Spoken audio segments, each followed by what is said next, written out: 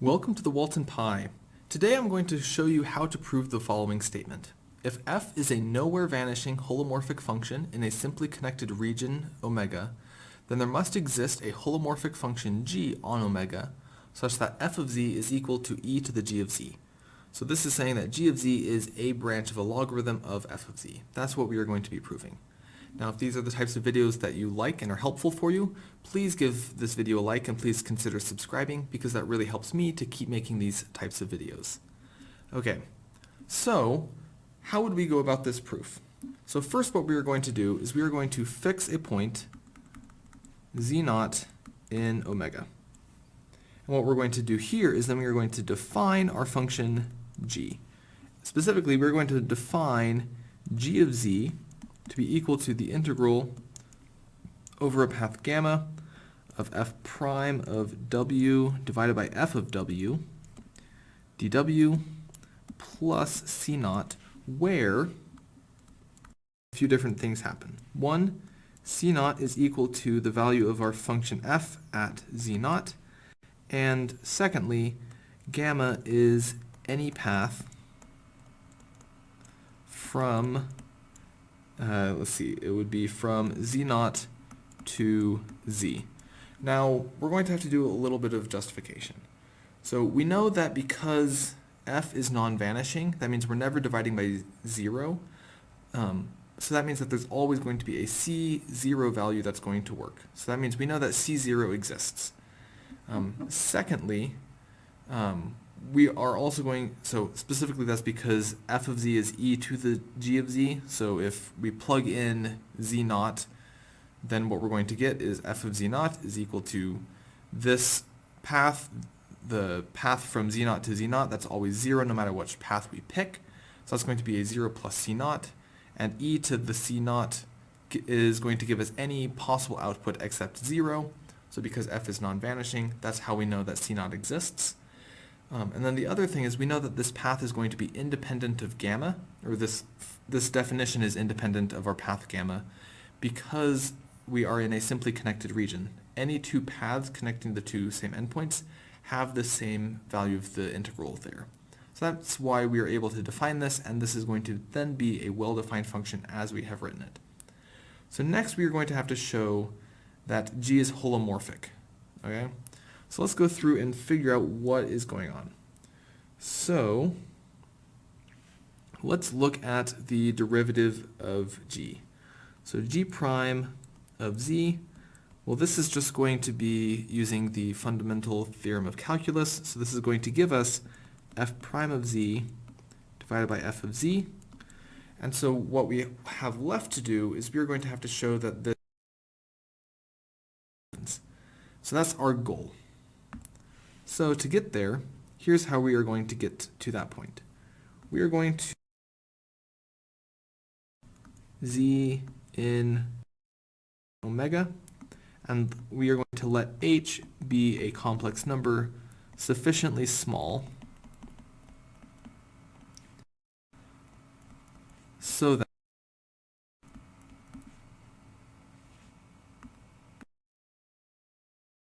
that z plus h is also in our set omega. Now what we're going to do is we are going to consider the following, just like Bill Nye. So consider the following. G of z plus h minus g of z. So this is going to then be equal to the integral over gamma sub z plus h of f prime of w over f of w dw minus the integral over gamma of z. So this is just saying instead of going from z0 to z, it's going from z to z0, or z0 to z plus h, and then z0 to z, depending on which subscript we're using. So there we go, we have that. And so what is happening here? So what this is doing is this is really just equivalent to a different path. So here we have, like, there's z0, there's z, and here's z plus h. So the gamma sub z plus h, that's saying we're going to integrate from here out to here, and then we are going to subtract off of that the path from z naught to z, so that's the same thing as going from z to z naught in this direction. So what that ends up being is that's really just saying we are going on this path here, and since this is path independent, we can just take the line segment that directly connects the two. And so that's what we're going to be able to be using. We are going to use that path, and that path is going to stay within our set omega. If it doesn't, you didn't pick a small enough h. So just make h smaller, and then that will stay inside omega. We are going to call this path mu. So we have our new path mu. So we're going to have mu is the path in a line from z to z plus h. So what that means is we then have g of z plus h minus g of z. That's going to be equal to the integral over our path mu of f prime of w over f of w dw. So now here's where we're going to have to do another little technique. So we know that since our function f prime of w over f of w is continuous at our point that we care about, so it's continuous at z, we can write f prime of w over f of w as what it is at that point, so specifically f prime of z over f of z, plus some function, which we are going to call psi of w, where psi of w tends towards 0 if w tends towards z. So what we're doing is we are then going to be able to use this to approximate our function. So that means the modulus of g of z plus h minus g of z, well, this is going to be equal to the modulus of the integral over our path mu of f prime of w dw, which is going to be equal to the modulus of our integral over mu of f prime of z over f of z dw plus the integral over mu of psi of w dw.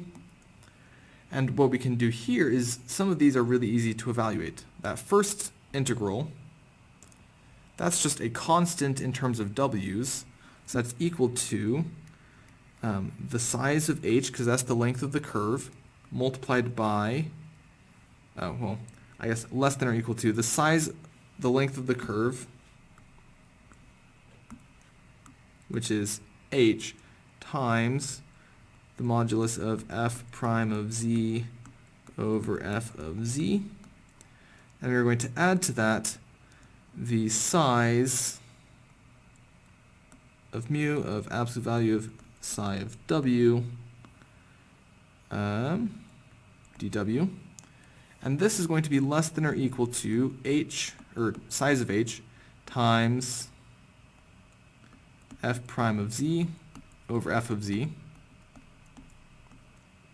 plus the supremum over all w in our curve mu of the size of psi of w times the length of that curve, which is absolute value of h. Now, here's what we're going to be doing. We are going to look at the definition of the derivative. So that means the limit as h tends towards 0 of g of z plus h minus g z all over h. This is going to have to be equal to exactly f prime of z over f of z plus the supremum over w in mu of psi of w all over h.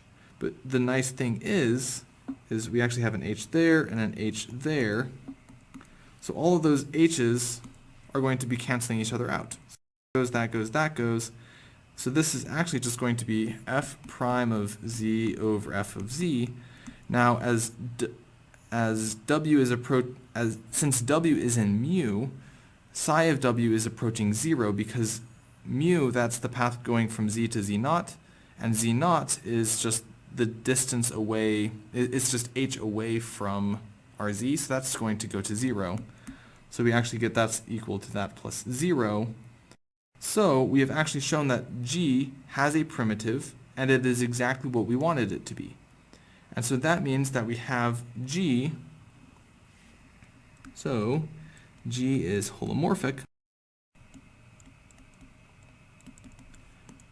and g prime of z is exactly what we wanted it to be, f prime of z divided by f of z. Now what we have to do is just show that this also satisfies the other two little pieces that we have to do.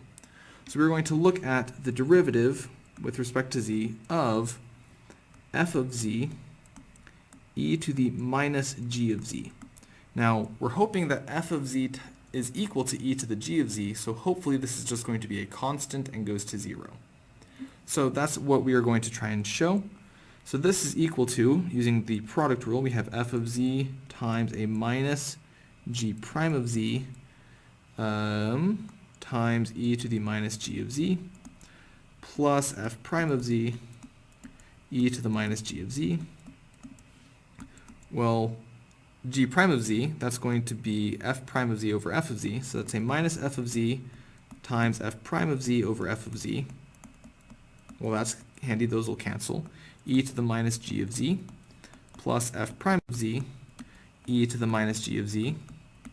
Would you look at that? Those two terms are exactly the same except off by a negative sign, so that's equal to 0. So we know that this is equal to a constant, and then when we evaluate at z naught, we then end up finding that that also means that it's going to have, let's just do that. So f of z naught e to the negative g of z naught, you end up finding that this is equal to 1, because this is equal to f of z naught, which times e to the negative c naught, which is equal to f of z naught times 1 over f of z naught, which is equal to the 1 that we needed. So this actually means that f of z is equal to e to the g of z for all z in our complex numbers. And that's how you would be able to go through and do that. Now, when you're writing this up, be a little bit more detailed than how I did it, but this is going to be the process that you would do to be able to show this particular problem is going to be true. So I hope this video was helpful. If it was, please consider liking and subscribing. It really helps me to keep making these videos. If there's another type of problem or a different branch of mathematics you would like me to talk about more, please leave it in the comment section down below. I hope to see you all in another video, and I hope you have a great rest of your day, and good luck with all of your math.